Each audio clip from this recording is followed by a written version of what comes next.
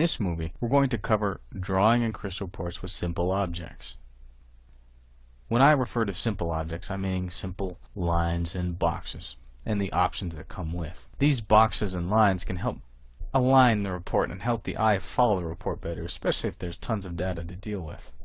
We already learned one option for drawing lines, which was to put borders around the object box. The object box, of course, when I highlight, let's say office name, highlight slowly, and that's the invisible line that allows us to place it on points on the report. However, we have other options. If we go up to the Insert menu and click, we can also draw a line. Once we choose line, the mouse turns into a pencil, and from there you can place the pencil where you need the line to go. Let's say under Group 2 Name. By holding down the mouse button and clicking, you can draw. Now this is where your Snap to guidelines come in handy. Notice no matter how hard I try, it only lets me draw a straight line. And by releasing, I have a new drawing object. It's highlighted at both ends. And once it's highlighted, I can put my mouse on it, right click, and I can format this line. From here I get to choose my style. I could dashed, dotted, and I could choose my color. It all depends what you're kind of looking for. I'm going to keep it single, and I get to choose the width. Notice I have hairline, 0.5, 1 point, and so on up to 3.5. We're going to put it at 3 just for illustrative purposes. You also have other options. You can move it to the bottom of the section when printing. You can suppress it even though you just drew it.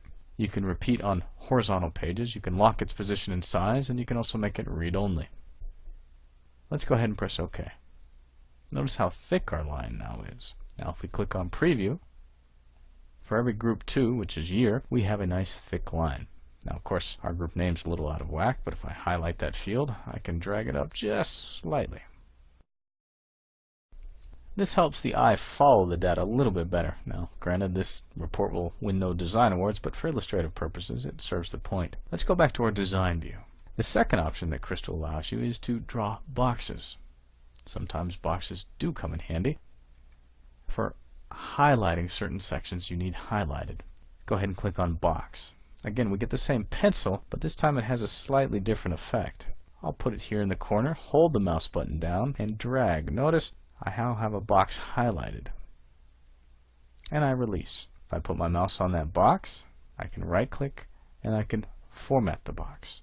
From here, I can choose its line thickness, choose its color, put a drop shadow. I can also fill the box. I can also choose to always close the border, as well as our standard options. Also, I can round it like so.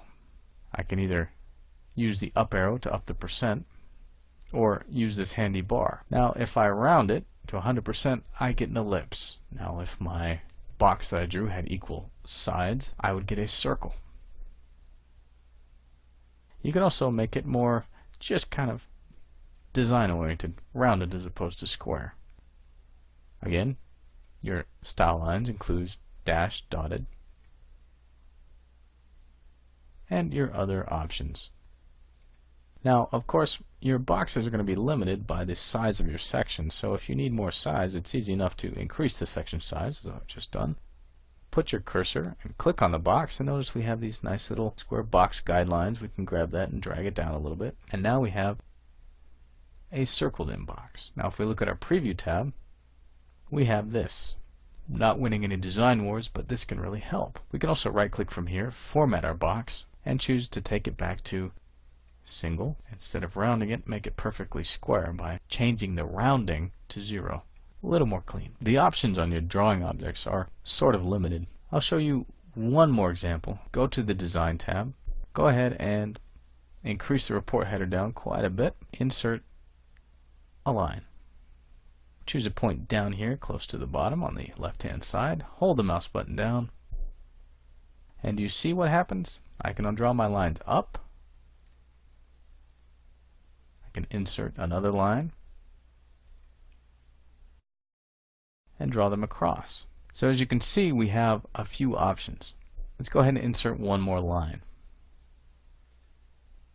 I can control it here, hold the mouse button down, Notice how no matter how hard I try, it keeps it nice and straight for me. This function is not like a painting program where you can freehand any line, any angle, any curve you like. Drawing objects kind of are in a class by themselves. You can move them, size them, position them, cut them, delete them, as you would any object.